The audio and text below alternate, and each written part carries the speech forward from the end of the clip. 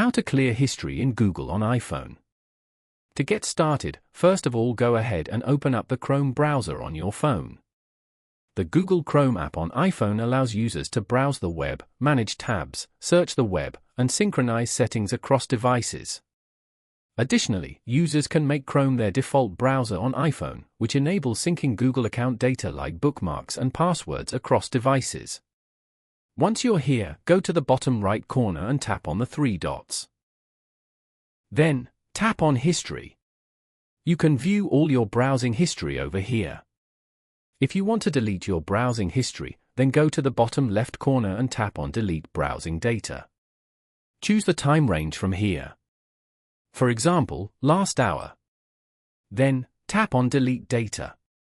You have now successfully deleted the last hour's browsing data. Following these steps, you can easily clear history in Google on iPhone.